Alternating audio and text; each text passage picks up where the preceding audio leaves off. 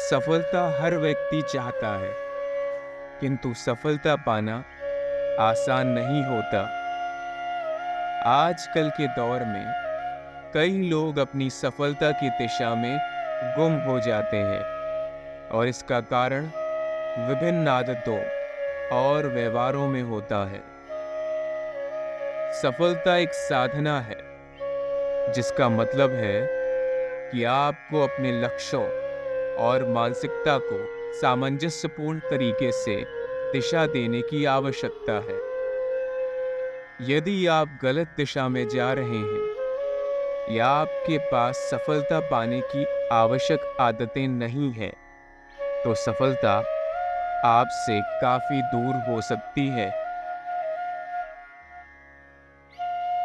एक बड़ा कारण जिसकी वजह से लोगों को सफलता नहीं मिलती है, वह यह है कि लोग अपने कामों में अकेलेपन को बढ़ावा देते हैं। वे अपने लक्ष्यों को पाने के लिए अकेले प्रयास करते हैं और दूसरों से मदद नहीं मांगते। आम तौर पर यह तरीका गलत नहीं है। अकेले कार्य करने में कोई परेशानी नहीं है, पर दुनिया के बड़े से बड़े कार्यों में किसी के साथ की आवश्यकता होती है। एक संयुक्त इंसान किसी के साथ मिलकर बड़े से बड़ी चीजें हासिल कर सकता है। नकारात्मक मानसिकता कभी कभार इंसान को ले डूबती है। यह भी एक बड़ा कारण है जिसकी वजह से सफलता नहीं मिल रही है। यदि आपकी मानसिकता ठीक नहीं है और आप हमेशा निचले विचारों में डूबे रहते हैं, तो आपको विफलता हासिल होगी ही होगी। कुछ लोग विफलता को हानि के रूप में देखते हैं और अपने आत्मविश्वास को कमजोर समझते हैं, जबकि ऐसा आपके कार्य में बाधा डाल सकता है। कई लोग अपने कामों में उलझ जाते हैं और सही दिशा नहीं चुन पाते। वह एक दिशा से भटककर दूसरी दिशा पर चलते रहते हैं। यदि कोई एक कार्य में वो विफल हो गए, तो दूसरा कार्य तुरंत पकड़ लेते हैं। एक काम पर टिक के नहीं रहते और यह सबसे बड़ा कारण है विफलता का।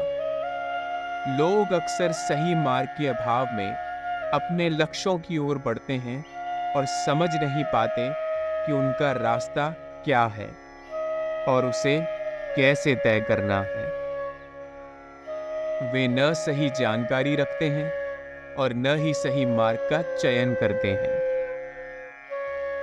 स्थिरता की कमी भी एक मुख्य कारण है जिसकी वजह से आपको सफलता नहीं मिल रही। बार बार आपका दिमाग चीजों को लेकर भटकता है।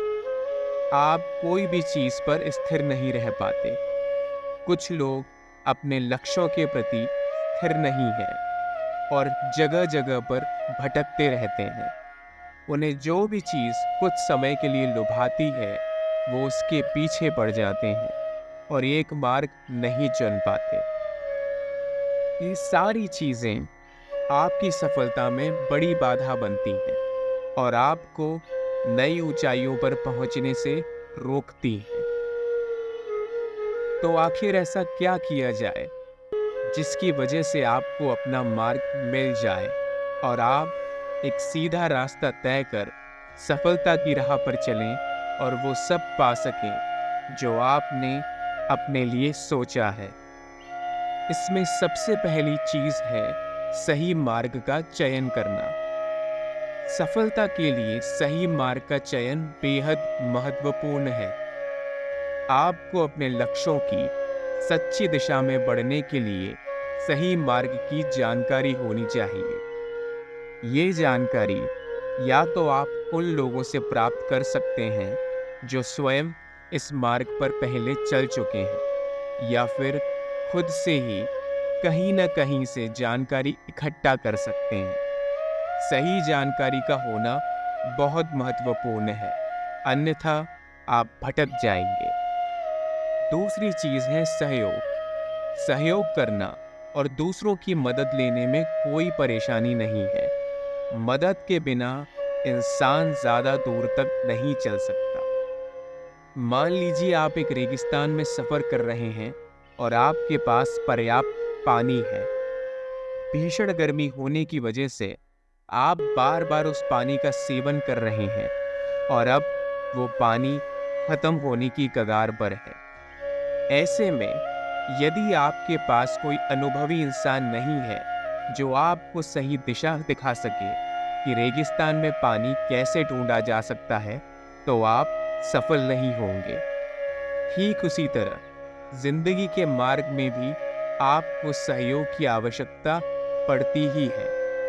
दूसरों के साथ काम करके आप बहुत कुछ सीख सकते हैं और अधिक विकासशील भी हो सकते हैं। एक सकारात्मक मानसिकता बनाए रखना भी बहुत आवश्यक है, जो आपको लक्ष्यों की प्राप्ति में मदद करेगा।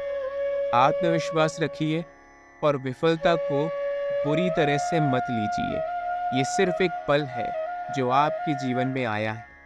यदि आपने इससे सीखकर इस पर काम किया, तो आप विफलता को सफलता में तब्दील कर सकते हैं। समय का सही प्रबंधन करें। समय को सही तरीके से बांटें और उसका सही उपयोग करें। संयम भी एक महत्वपूर्ण आदत है जो आपको नई ऊंचाइयों तक ले जाएगी। याद रखिए, जिस इंसान में संयम नहीं, वो कहीं भी पहुंचने के लिए तैयार नहीं है। उसे संघर्ष का सामना करते रहना होगा और कठिनाइयां आती ही रहेगी। इसलिए संयम बनाए रखिए और सक्रिय रहिए। ये चीज़ें आपको सही मार्ग तक पहुंचने में मदद कर सकती हैं। पूरी ईमानदारी से यदि आप इन सभी चीज़ों का पालन करेंगे, तो आपको पता भी नहीं चलेगा कि कैसे सारी चीज़ें आपके अनुकूल हो रही हैं और धीरे धीरे आप एक ऐसी जगह पर पहुंच जाएंगे जो आपने अपने लिए सोची है, और प्रेरित करते हुए लोगों को भी आगे चलने का मार्ग बताएंगे। आगे बढ़ते रहिए, आपको सफलता ज़रूर प्राप्त होगी।